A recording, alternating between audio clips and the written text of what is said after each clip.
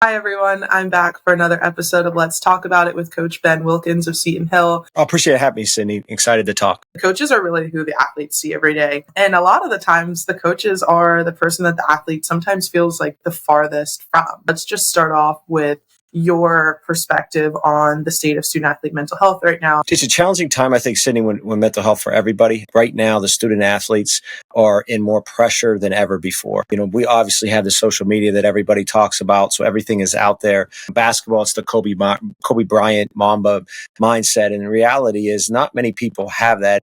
He didn't have that at that age either. A lot of the mental health stems from how coaches coach, not all coaches, but too many. I could definitely see that.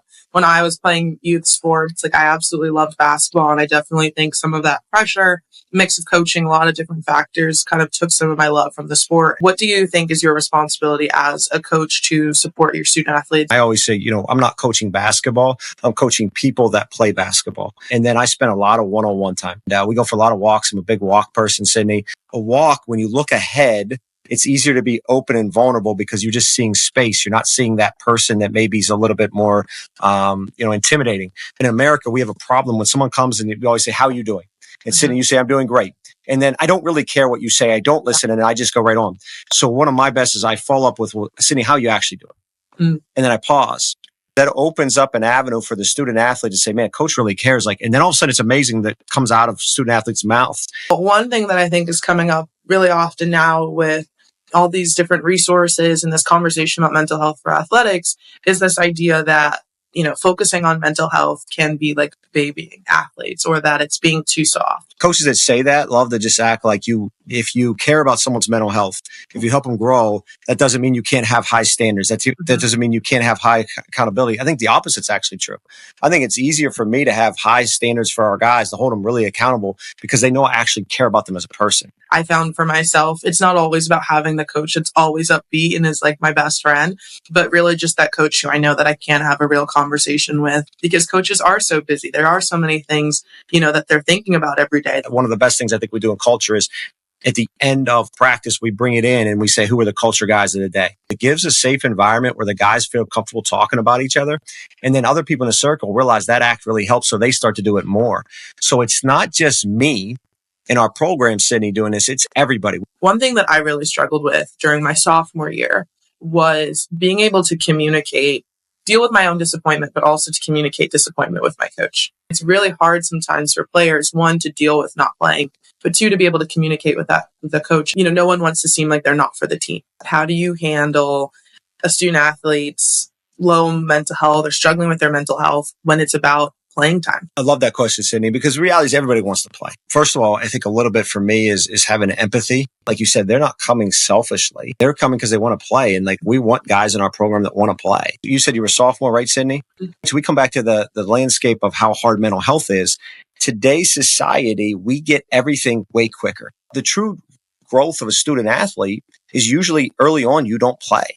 And then you learn lessons and you grow and you improve both physically and mentally to be able to play as an upperclassman and contribute. So trying to give them stories of other players within our program or examples that people that improve, showing that this is a normal thing. I address our team early on. There's probably going to be 2, maybe 3 people in the whole program that are super happy with their roles. I'm the head coach, so I'm one of them now, but it took me 20 years to become the head coach. And even the 5th guy, he wants to be the top scorer. The 7th guy wants to be the 5th guy. Other than the top leading scorer guy, everybody else doesn't dream. No one dreams of being the 7th man when you're a little kid.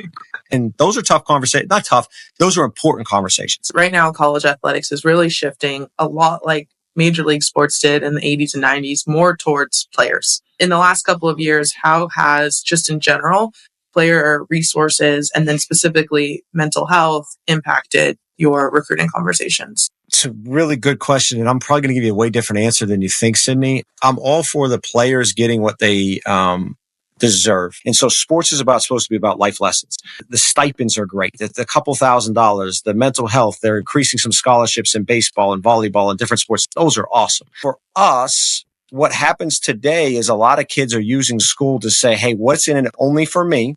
And how do I leverage this so I can worry about myself? What's the old saying? You can give someone a fish and feed them for a day, or teach them how to fish and feed them for a life. We really recruit the parents and the kids that want to grow, that want to be part of something special, that want to stay somewhere 4 years, that aren't just looking for greener pastures. It's like, can we as a society and as student athletes and parents make sure we're making the healthy decisions when it comes to choosing a college and staying in a college? Thinking of other coaches who might be watching this, after hearing that question, I think they'd be intrigued to know, like, well, what kind of things should I be implementing to be able to talk about, like, we're raising men, not just players. Whatever you think is important, have a plan. And like for us, it's every other week we meet with our guys in a classroom for an hour and a half. And it's a video or a quote or something. And then we're playing tennis with an idea. What it does, it gives us an avenue as a team to have clarity and talk through these things. And as you know, as an athlete, you get into wins and losses. You talked about playing time and all that. It's too late. If you wait then for your culture, it's way too late. We build the foundation in peaceful time. Before we wrap up, I'm just wondering,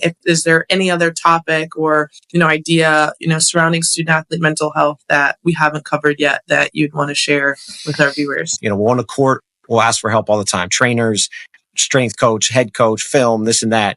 But for whatever reason, the mind is the most powerful thing in the world. But we think if you need help for the mind, it's weakness. Wow, that is a great message. Thank you, Coach Ben, for coming on the show. I can't wait for everyone to see this. Awesome. Thank you, Sydney.